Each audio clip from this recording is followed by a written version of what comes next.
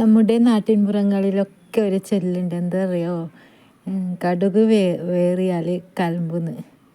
പക്ഷേ കടുക് മണ്ണിൽ വിതറിയാലോ നന്നായിട്ട് നല്ല ഇലകളൊക്കെ കൂടി നല്ലൊരു കറിക്കുള്ള ഇതിൻ്റെ ഇല കറി വെക്കാം.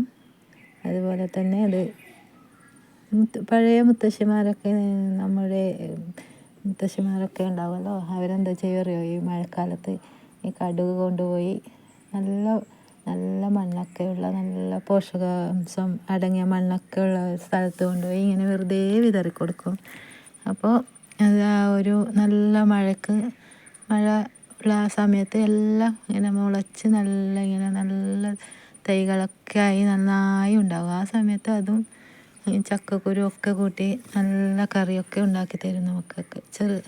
ചെറുപ്പത്തിൽ ആ സമയത്ത് ആ ഒരു ഭക്ഷ്യക്ഷാമം പരിഹരിക്കാനും നന്നായി. ആ സമയത്ത് നമുക്ക് അധികം കറി വെക്കാനൊന്നും ഉണ്ടായില്ല ആ മഴയത്ത്. അപ്പോൾ ഈ ചക്കക്കുരു ഈ ഇലയൊക്കെ കൂട്ടി നല്ല കറിയൊക്കെ ഉണ്ടാക്കി തരും.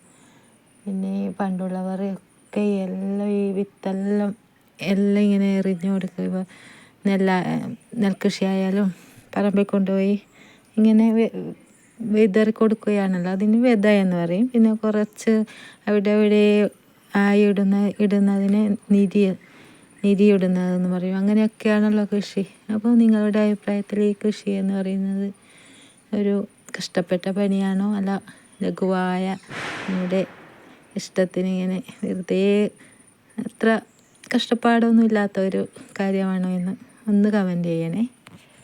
അപ്പോൾ എനിക്ക് ഇവിടെ ഇതിൽ കുറേ ഉണ്ടായിന് കടുക്, അതൊക്കെ ഇത് എടുത്തു കളഞ്ഞു. അപ്പോൾ ഈ ഒരു തൈ നല്ലൊരു വളർച്ചയിൽ നല്ല ഇതായിട്ട് വന്നിട്ടുണ്ട്. എന്താ രസം